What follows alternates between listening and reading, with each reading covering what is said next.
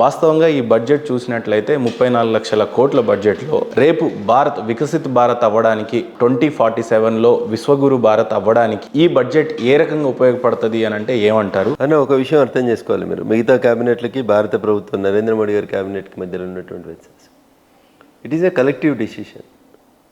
For that matter ఏ నిర్ణయం అయినా, ఏ క్యాబినెట్ నిర్ణయం తీసుకున్నా, ముఖ్యమంత్రి గారు తీసుకున్నా, ప్రధానమంత్రి గారు తీసుకున్నా, the meaning of cabinet is collective decision. ఒక మంత్రికి ఒక శాఖ ఉంటే ఆ శాఖ ఆయనే తీసుకున్నాడు, ఈ నిర్ణయం ఆయనదని చెప్పి తప్పించుకోవడానికి వీలుండదు మహేందర్ అన్న. కానీ దురదృష్టం కొన్ని రాష్ట్రాలలో ముఖ్యమంత్రులు అట్లంతా ఒంటెత్తుపోకట్లకు పోతారేమో, మంత్రులని డమ్మీ చేస్తారేమో మాకు తెలియదు. కానీ భారత ప్రభుత్వం నరేంద్ర మోడీ గారి నాయకత్వంలో ప్రతి డిసిషన్ కలెక్టివ్ డిసిషన్. ఈ దేశంలో ప్రజలకి ఏదైతే మేలు చేస్తుందని అనుకుంటారో దాన్ని క్యాబినెట్ కలెక్టివ్గా తీసుకుంటుంది. అందరూ కలిసి తీసుకుంటారు, నిజాయితీగా తీసుకుంటారు. కాబట్టి నిర్మలా సీతారామన్ గారి బడ్జెట్ని ప్రవేశపెట్టేందుకు మోడీ గారిని ఒప్పించేందుకు ఎంత సమయం పట్టిందనే ప్రశ్న ఉత్పన్నం కాదు. మోడీ గారు, నిర్మలా సీతారామన్ గారు, ఇతర టోటల్ క్యాబినెట్ అంతా కూర్చొని చర్చించుకున్న తర్వాతనే ఈ దేశంలో ఉన్నటువంటి పేద ప్రజల హితం కోసమే, మధ్యతరగతి ప్రజలకి ట్యాక్స్ ఎగ్జంప్షన్ లోపల లాభం జరగాలనేటువంటి ఒక మంచి ఉద్దేశంతో 12 లక్షల వరకు ఇన్కమ్ ట్యాక్స్ స్లాబ్ని పెంచడం జరిగింది. ఎవరు కలగనలేదు. అది ఈ బడ్జెట్లో చూసినట్లయితే వికసిత్ భారత్ అనేది ఒక పక్క మీ గోల్ క్లియర్గా కనపడతా ఉంది. కానీ ఇక్కడ 12 లక్షలు బిలో ఉన్న వాళ్ళు ట్యాక్స్ పే చేయడానికి అవసరం లేదన్నట్టు మిడిల్ క్లాస్ గురించి ఆలోచించిన విధానం బాగుంది. కానీ దీనివల్ల కొద్దిగా కేంద్ర ప్రభుత్వం ఇన్కమ్ అనేది తగ్గుతుంది అనేది నిపుణుల యొక్క ఆలోచన. కానీ ఏ రకంగా అంటే పేదల గురించి ఆలోచించడం బాగానే ఉంది, కానీ వికసిత్ భారత్ వైపుకి వెళ్ళడానికి ఈ బడ్జెట్ నిజంగా సహాయపడుతుంది అంటారా? 100% సహాయపడుతుంది. ఇంతకాలం ట్యాక్స్ ఎట్లెగ్గొడదామా అని ఆలోచించిన వాళ్ళు చాలా మంది ఇప్పుడు ట్యాక్స్ బ్రాకెట్లోకి పోయి నిజాయితీగా పన్ను కడదాం అనేటువంటి ఆలోచన వస్తుంది. ఎందుకు? ఈ ప్రభుత్వం నిజంగా పేద మధ్యతరగతి కుటుంబాల కోసం ఆలోచిస్తుంది, పైసలు ఉన్న వాళ్ళ కోసమే, డబ్బులు ఉన్న వాళ్ళ కోసమే కాదు, ఇది మాలాంటి వాళ్ళ కోసం కూడా ఆలోచిస్తుంది అని ఒక విశ్వాసాన్ని మీరు ప్రజలలో కల్పించగలిగిన రోజు ప్రజలు, నేను ఇందాక చెప్పినటువంటి ఆ యూపీఏ ట్రాన్సాక్షన్స్ కానీ, డిజిటల్ ట్రాన్సాక్షన్స్ కానీ, ఆఖరికి మక్క కంకులు అమ్ముకునే అవ్వ కూడా డిజిటల్ ట్రాన్సాక్షన్ వైపు పోతుంది అంటే ప్రజలకు విశ్వాసం ఉంటే పోతుందా బ్యాంకుల మీద, ప్రభుత్వం మీద? లేకుంటే అగాధంగా పోతారు అనేది ఒకసారి ఆలోచించాలి. ఆ విశ్వాసాన్ని పెంచగలిగినాం కాబట్టి ఎస్, యాజ్ యూ సెడ్ 12 లక్షల దాకా ఎవరు ట్యాక్స్ కట్టొద్దు అని అంటే ప్రభుత్వానికి కొంచెం తగ్గొచ్చు ఇన్కమ్. కానీ 12 లక్షల పై బ్రాకెట్లో కూడా చాలామంది ఇన్కమ్ ట్యాక్స్ ఎగ్గొట్టాలనుకున్నటువంటి మిత్రులు ఇయ్యాల లేదు, ఈ ప్రభుత్వం నిజాయితీగా పనిచేస్తుంది, మనం ట్యాక్స్ బ్రాకెట్లోకి పోతే ఏదో ఒక రోజు మనం ప్రభుత్వం నుంచి లబ్ధి పొందొచ్చు అనేటువంటి ఆలోచనని జనరేట్ చేయడం లోపల ఎక్కడ కూడా మోడీ గారు వెనక్కి రాలేదు. కొంతవరకు ప్రభుత్వ ఆదాయం తగ్గుతుందని తెలిసినప్పటికీ కూడా to build the confidence in the public, మీరు ప్రజాస్వామ్యంలో ఏముంటుంది మహేందర్ అన్న, ప్రజల కొరకు ప్రజల చేత ప్రజలే ఎన్నుకోవాలి.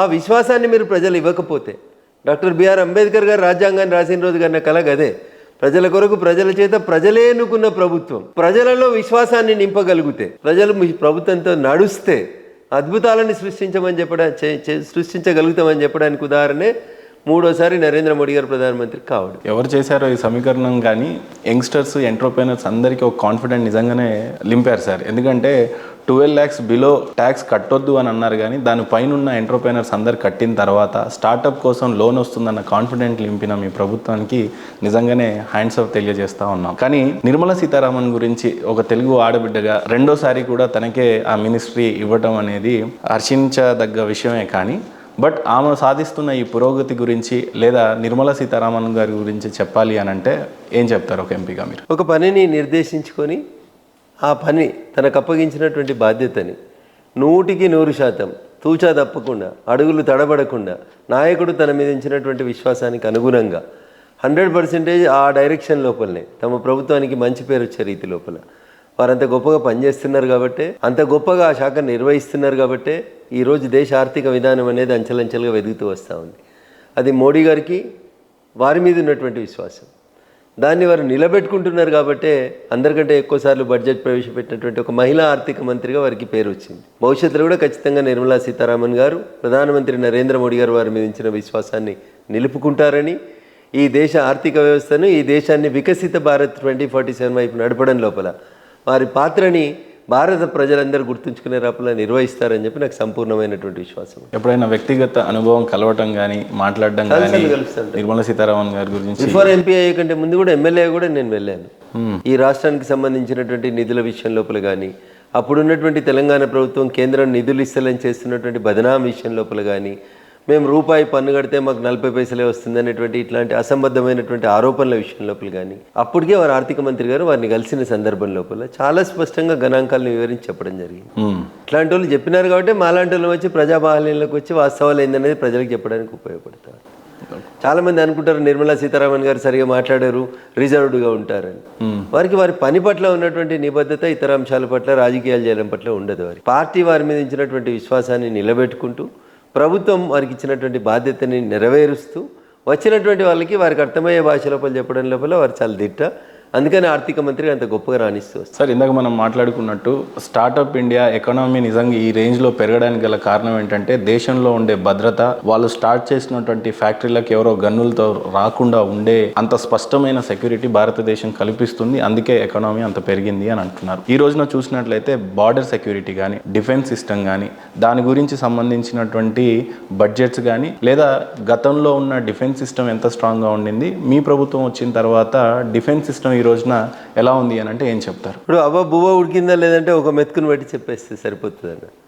ఇప్పుడు నేను చెప్పితే నాది నేను బాగా ఉదుకున్నట్టు అవుతుంది. ఇప్పుడు ఆపరేషన్ సింధూర్ తర్వాత ఎప్పుడైతే 9 ఉగ్రవాద టార్గెట్లను పెట్టుకొని భారత ప్రభుత్వంపై పాకిస్తాన్ లోపలికి చొరబడి రాత్రి 1:05 మొదలుపెట్టి 1:25 ఆపరేషన్ సింధూర్ని ముగించుకొని ఏ ఆడబిడ్డల నుదుటి తిలకాన్ని అయితే తుడిచేద్దామని పాకిస్తాన్ కలగని బెదిరిద్దామనుకుందో 4 ముష్కర్లను పంపి 2 ఆడబిడ్డల్ని పంపించి వాళ్ళ శత్రు శిబిరాలను అన్నింటినీ కొట్టేసి అర్ధగంటలు వెనక్కి వచ్చిన తర్వాత వాళ్ళు రకరకాలైనటువంటి ప్రయత్నాలు చేశారు. వందల సంఖ్యలో డ్రోన్లను మన దేశంలోకి పంపాలని, మన దగ్గర ఉన్నటువంటి అనేక పీస్ఫుల్గా ఉన్నటువంటి ప్రాంతాలను డిస్టర్బ్ చేయాలని చాలా ప్రయత్నాలు చేశారు అన్న, రకరకాల ప్రయత్నాలు. సో దానికి ఇంకో పొరుగున్నటువంటి ఇంకో దుర్మార్గమైనటువంటి దేశం చైనా ఎంత వత్తాసు పలికిందో, చైనాకి వెళ్ళి మార్కెట్లోకి వస్తువులను ఎట్లా తక్కువ ధరకు అమ్ముకుంటారో అట్లాంటి డ్రోన్లనే పాకిస్తాన్కి అమ్మిండ్రు, లేదా మంచి డ్రోన్లనే అమ్మిండ్రు. కానీ ఒక్క డ్రోన్ అన్న భారత సరిహద్దు రేఖను దాటి భారతదేశంలోకి వచ్చిందన్న పాకిస్తాన్కి వెళ్ళి బయలుదేరిన drone. So this is the difference. మాటలకి చేతలకు మధ్య ఉన్నటువంటి తేడాన్ని మీరు దయచేసి గమనించండి. నేను 100 చెప్తా, 100 గంటలు చెప్తా మా ప్రభుత్వం గురించి, మా గురించి, మా పార్టీ గురించి, నరేంద్ర మోడీ గారి నాయకత్వం గురించి. కానీ నేను అవన్నీ చెప్తలేనన్నా. అవ్వ బువ్వ ఉడికిందా లేదా ఒక మెతుకు చూస్తే చాలు. ఆపరేషన్ సింధూర్ తర్వాత ఆగమైన పాకిస్తాన్ మనల్ని ఆగం చేద్దామని ఆలోచించి వందల సంఖ్యలో డ్రోన్లు వాళ్ళ స్థలంలోంచి, వాళ్ళ ఏరియాలోంచి మన ఏరియాలకు పంపే ప్రయత్నం చేసినప్పుడు ఒక్క డ్రోన్ అన్న సరిహద్దు రేఖను దాటి మన దేశంలోకి రాగలిగింది అన్న? రాలేదు. ఎవరు గొప్పతనం అన్న? That is border security force, Indian సైన్యం, భారత ఆర్మీ, అన్ని రకాలైనటువంటి భారత ప్రభుత్వ అండదండలతో ఎదిగినటువంటి ఈ దేశ సైనికులు బార్డర్ దగ్గర చూపించినటువంటి సైన్స్, టెక్నాలజీ, ప్రతిభ, పాటవం, ధైర్యం, మనిషి మిషన్ 2 కలిసి చేసినటువంటి ఒక గొప్ప యుద్ధం అన్న అది. అందుకనే ఒక్క డ్రోన్ అన్న, కనీసం ఒక్క డ్రోన్ అన్న మన దేశంలోకి రాకుండా ఆపగలిగినామంటే ఇగో ఇది ఈ దేశంలో నరేంద్ర మోడీ గారి నాయకత్వంలో గత 11 సంవత్సరాల్లో మేక్ ఇన్ ఇండియా కింద భారత సైన్యానికి మనం సమకూర్చినటువంటి అనేక రకాలైనటువంటి పరికరాల గొప్పతనం. అరే వెనుకటికి కాంగ్రెస్ హయాంలో జవాన్లకి బుల్లెట్ ప్రూఫ్లు కావాలంటే వేరే దేశాలకి వెళ్ళి దిగుమతి చేసుకోవాలనే స్థితికి వెళ్ళి ఇలా బ్రహ్మోస్లు, తేజస్లు, క్షిపణులను కొట్టేటి అన్నింటినీ తయారు చేసింది భారత అంకుర వ్యవస్థ, భారత మేక్ ఇన్ ఇండియా వ్యవస్థ. అందుకనే ఇలా ఆఖరికి ఒక్క డ్రోన్ కూడా మన గీత దాటి లోపలికి రాలేకపోయింది. మాటలు చాలా ఉంటాయి, చేతలలో కనబడ్డది కదా. ఇప్పుడు రఫేల్ లాంటి యుద్ధ విమానాలని కొనుగోలు చేయాలని అనుకున్నప్పుడు ఈ దేశంలో చాలామంది మిత్రులు విమర్శించారు, రఫేల్ని విమర్శించారు, S-400 కొంటామంటే విమర్శించారు, లేదా make in India, made in India కింద రక్షణ రంగంలో ఉత్పత్తులు తయారు చేస్తుంటే విమర్శించారు. భారత రక్షణ రంగానికి భారత ప్రభుత్వం చేసినటువంటి కేటాయింపులు సుమారు 70,000 కోట్లు చేస్తే దాన్ని విమర్శించారు. ఇలా ఫలితం ఏం కనబడింది? నేను ఇందాకే చెప్పినట్టు ఒక్క డ్రోన్ కూడా మన దేశంలోకి రాలేకపోయింది అంటే మనం ఎంత గొప్పగా మన పరికరాల్ని మనం అభివృద్ధి చేసుకున్నాం, స్వయంగా మనం తయారు చేసుకున్నాం, ఇతర దేశాల నుంచి వచ్చినటువంటి S-400 లాంటివంటి భాగస్వామ్యంతో చేసుకున్నాం. ఇవన్నీ కూడా ఎందుకైనాయి? ఎవరు ఊహించారు ఇట్లా వస్తుంది రేపు యుద్ధం అని? ఈ దేశ ప్రధాని ముందు చూపు వల్లనే ఈ దేశం యొక్క రక్షణ రంగం S-400ని తెచ్చుకున్నా, బ్రహ్మోస్ని తెచ్చుకున్నా, తేజస్ని తెచ్చుకున్నా, ఆకాశం తెచ్చుకున్నా, ఇంకొక యుద్ధ విమానాన్ని తయారు చేసుకున్నా, డ్రోన్లని మార్కెట్లో వేరే రకానికి ఉపయోగించే కాడి నుంచి తీసుకొచ్చి కూరగాయలకు మందు జిల్లేదాకా, ఆడబిడ్డలకు అందించేదాకా ఈ దేశ అంకురాలు, స్టార్టప్లు ఎవరైతే ఎకసక్కాలాడే ఇండియాలో ఏం తయారైతే అన్నారో వాళ్ళకి ఇలా డ్రోన్ మెడిసిన్స్ వచ్చినాయన్న. వికారాబాద్ లాంటి ప్రాంతంలో జ్యోతిరాదిత్య సింధియా గారు అనేటువంటి కేంద్ర మంత్రి గారు వచ్చి ఔషధాలను ఒక ప్లేస్ నుంచి ఇంకో ప్లేస్కి డ్రోన్ల ద్వారా పంపిస్తారు. ఇప్పటికీ ఈ దేశంలో చూస్తాం, మనం ఒక ఆడబిడ్డ డెలివరీకి ఉంటే రోడ్డు లేదని, అంబులెన్స్ లేదని, కట్టెకు 4 బట్టలు కట్టి ఎత్తుకొని వచ్చేటువంటి స్థితి నుంచి అట్లాంటి ప్రాంతాలకి మెడిసిన్ పంపడానికి డ్రోన్ వ్యవస్థను ఉపయోగించేదాకా ఈ దేశం యొక్క అంకురాలు అంటే అంబులెన్స్ లేకుండా డ్రోన్ వెళ్ళి మెడిసిన్స్ ఇచ్చేస్తుంది. మీరు వికారాబాద్లో పోయిన ప్రభుత్వంలో నరేంద్ర మోడీ గారు రెండోసారి ప్రధానమంత్రిగా ఉన్నప్పుడు, నేను దుబ్బాక ఎమ్మెల్యేగా ఉన్నప్పుడు, టీఆర్ఎస్ ప్రభుత్వం ఈ రాష్ట్రంలో అధికారంలో ఉన్నప్పుడు అధికారికంగా ఈ దేశంలో వికారాబాద్ ప్రాంతంలో జ్యోతిరాదిత్య సింధియా అనేటువంటి అప్పటి సివిల్ ఏవియేషన్ మినిస్టర్ వచ్చి ప్రారంభించిపోయిన స్కీమ్. అట్లా సైన్యం స్వయం సమృద్ధి పొందడానికి కావలసినటువంటి బడ్జెట్ ఇచ్చినాం, కాన్ఫిడెన్స్ ఇచ్చినాం, అంకురాలను ఎంకరేజ్ చేసినాం. ఇతర దేశాలలో మనకంటే మెరుగ్గా ఉన్నటువంటి పరికరాలను కూడా తీసుకొచ్చుకోవడానికి, ఆయుధాలను కొనుక్కోవడానికి కూడా మనం ఎక్కడ S-400 అప్పుడు కానీ, రఫేల్ అప్పుడైతే ఇంకా మాట్లాడుతూనే ఉంటారు. రఫేల్ కుంభకోణం అని మాట్లాడేటువంటి మూర్ఖులు ఉన్నారు ఈ దేశంలో. అయినా మేము ఎక్కడ భయపెట్టకుండా పనిచేసుకుంటూ వచ్చినాం.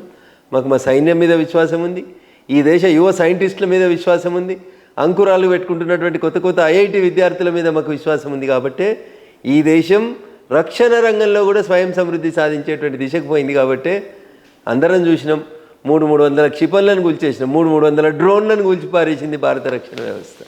ఇది నరేంద్ర మోడీ గారి నాయకత్వ పట్టి. ఒక పక్క ఆపరేషన్ సింధూర్ ఇంత పురోగతి సాధించినప్పుడు తెలంగాణలో ఉన్నటువంటి ముఖ్యమంత్రి సీఎం రేవంత్ రెడ్డి గారు నిజంగానే ఆపరేషన్ సింధూర్లో జరిగినటువంటి ఈ యుద్ధంలో అక్కడ పాకిస్తాన్లో 9 స్థావరాలను మన భారత సైన్యం కూల్చేసింది అని చెప్పినా కూడా వాస్తవంగా కూల్చిందా లేదా దానికి ఉన్న ఆధారాలు కావాలి అని అన్నారు. తర్వాత రఫేల్స్ ఇండియా మీదకి వచ్చి లేదా డ్రోన్లు ఇండియా మీదకి వచ్చి దాడులు చేస్తున్నప్పుడు సీఎం రేవంత్ రెడ్డి గారు వాస్తవంగా ఎన్ని విమానాలను కూల్చాము, మనం ఎన్ని డ్రోన్లను కూల్చాము, అసలు వాస్తవాలు ఏంటి అని చెప్పేసి ఒక పక్క అడగడం జరిగింది, క్వశ్చన్ చేయడం జరిగింది. సో ఆపరేషన్ సింధూర్ సక్సెస్ దిశగా అందరూ మాట్లాడుతుంటే ఈరోజు సీఎం రేవంత్ రెడ్డి గారు అలా మాట్లాడడం వెనకాల ఉన్న విషయాలపైన మీరు ఎలా స్పందిస్తారు? ఇప్పుడు రేవంత్ రెడ్డి గారు ఏ సందర్భంలో మాట్లాడిండో, ఎందుకు మాట్లాడిండో నాకు తెలియదు. కానీ రేవంత్ రెడ్డి గారు రాజకీయాలకు రాకముందు నుంచి ఈ దేశ పార్లమెంట్లో సభ్యుడిగా ఉన్నటువంటి శశి థరూర్ గారిని పోయి అడుగుమని ఉంటారు.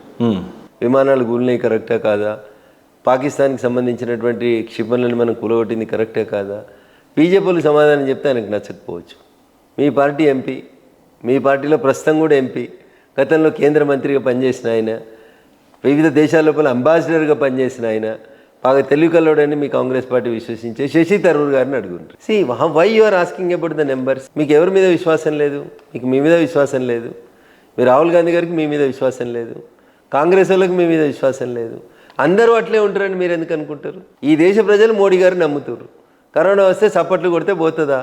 చప్పట్లు కొట్టి సంఘీభావం చెప్పమని మోడీ గారు అడిగితే కొట్టిరు ప్రజలు. కరోనా పోయిందా లేదంటే ప్రపంచంలోని అన్ని దేశాలకు కరోనా మందులు ఇచ్చింది భారతదేశం. ఇది గుర్తుంచుకోవాలి రేవంత్ రెడ్డి గారు. Why you're talking about numbers? ఎందుకు మరి పాకిస్తాన్ మనతో యుద్ధం చేయడాన్ని ఎందుకు విరమించుకుంది? ఎందుకు విరమించుకోవాలని ఆలోచన వచ్చింది? ఒక రోజు కనుక ఇంకా యుద్ధాన్ని కంటిన్యూ చేసి ఉంటే ప్రపంచ చిత్రపటంలో పాకిస్తాన్ అనే దేశం కనబడినటువంటి పరిస్థితి వస్తుంది. ఓ పక్కన బలూచిస్తాన్ వచ్చేసింది కదా, మమ్మల్ని దేశంగా ప్రకటించేయమని చెప్పి. ఏడుంటుంది Pakistan? You know about the Balochistan. 44% of the Pakistan area is called Balochistan. ఇలా కాకపోతే రేకపోతే బలూచిస్తాన్ రేపు దేశం అవుతుంది కొత్తగా. పాకిస్తాన్ భూభాగం నుంచి 44% భూభాగాన్ని పక్కకు తీసుకొని బలూచిస్తాన్ ఒక దేశం అవుతుంది.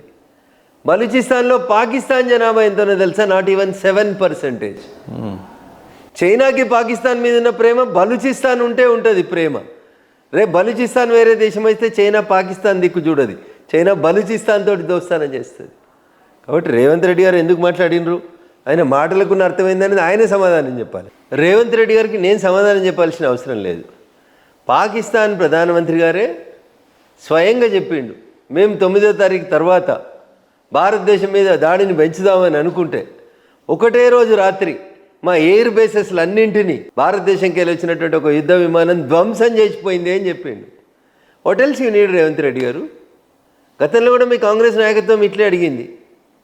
ఊరిలో జరిగినప్పుడు కానీ, ఇతరత పఠాన్కోట్లో జరిగినప్పుడు కానీ, ఇట్లా ఇన్సిడెంట్స్ జరిగిన ప్రతిసారి భారతదేశం సర్జికల్ స్ట్రైక్ చేసినప్పుడు కానీ మీరు సాక్ష్యాలు అడుగుతూనే ఉన్నారు. మీరు ప్రజలలో కించపరచబడతా ఉన్నారు. మీ విలువను మీరు తగ్గించుకుంటున్నారు. మీ కర్మ దాన్ని భగవంతుడు కూడా మిమ్మల్ని కాపాడలేడు. ఈ దేశ సైనికుల శక్తి పాట వాళ్ళని మీరు తక్కువ అంచనా వేస్తున్నారు. వాళ్ళంతా గొప్పగా ఉన్నారు కాబట్టి మీరు ఇంత ప్రశాంతంగా నిద్రపోతున్నారు అనేది గుర్తుపెట్టుకోవాలి. కాబట్టి the comments off Revanth Reddy గారిని మనం పెద్ద పట్టించుకోవాల్సిన అవసరం లేదు. సార్, ఆపరేషన్ సింధూర్ మొత్తంలో కూడా ఒక ఇంట్రెస్టింగ్ ఫ్యాక్ట్ ఏంటంటే చాలా మంది మేల్ పైలట్స్ ఉన్నా కూడా ఈ యుద్ధ విమానాలను నడపడానికి సిద్ధంగా ఉన్న ఆడబిడ్డలు ఇద్దరినే ఎందుకు బీజేపీ ప్రధానంగా చూస్ చేసుకుంది అని అంటే ఏమంటారు? అది వాంటెడ్లీ తీసుకున్నారా? అంటే దాడికి ప్రతిదాడిగా ప్రతీకారంలో ఏ రకంగా దాన్ని తీసుకోవచ్చు ఈ ఇంట్రెస్టింగ్ థింగ్ని? ఇప్పుడు మీరు అమాయకులైనటువంటి మా ఆడబిడ్డల్ని కశ్మీర్ ఆదాయం పెంచుతామని, కశ్మీర్ని ప్రపంచానికి ఒక గొప్ప టూరిస్ట్ ప్రాంతంగా చూపిద్దామని మా ఆడబిడ్డలు కుటుంబాలతో సహా మీ దగ్గరికి వచ్చారు. మూర్ఖులు మీరు. మీ కన్నును మీరే వేలితోటి పొడుచుకున్నారు. నలుగురిని దొంగ దెబ్బ కొట్టడానికి 4 తుపాకులు ఇచ్చి పంపించి మా దేశ ఆడబిడ్డల యొక్క ఆత్మగౌరవాన్ని అవమానపరుచుదామని చూసిండ్రు. వీళ్ళు అబలాలు అని చెప్పి వాళ్ళని గేలి చేసిపోయినరు. వాళ్ళు అబలాలు కాదు. నీ ముందుకు వచ్చి ధైర్యంగా నిలబడి దమ్ముంటే నన్ను కూడా కాల్చమని అడిగిరు వాళ్ళు. అంత ధైర్యం ఉన్నటువంటి ఆడబిడ్డల్ని గేలి చేసి 4 దొంగతనంగా లోపలికి వచ్చి దొంగల్లాగా పారిపోయినటువంటి వెధవలకి, అరే వెధవల్లారా, మా ఆడబిడ్డలు అబలలే కాదు సబలలు కూడా. మా ఆడబిడ్డలు రాని రుద్రమలకి వారసులు, సమ్మక్క సారలమ్మలకి వారసులు. తిరగబడితే మీకు ప్రపంచ చిత్రపటంలో మీ పేరు కనబడకుండా చేస్తారు అని చెప్పడానికి లక్షలాది మంది సైనికులు ఉన్న భారత సైన్యం ఆడబిడ్డలకి ధైర్యాన్ని ఇచ్చేందుకు తీసుకున్నటువంటి ఒక గొప్ప నిర్ణయం. ఏ ఆడబిడ్డనైతే బేలగా భర్తను కోల్పోయి అక్కడ కన్నీరు పెడుతూ కనబడిందో, ఇంకో ఆడబిడ్డ పోయి అక్క నేను నీకు తోడుంటానని చెప్పి ధైర్యంగా నిలబడమని చెప్పడానికి 2 ఆడబిడ్డలు అర్ధ గంటలు మిమ్మల్ని పొతం పెట్టి వచ్చిర్రు.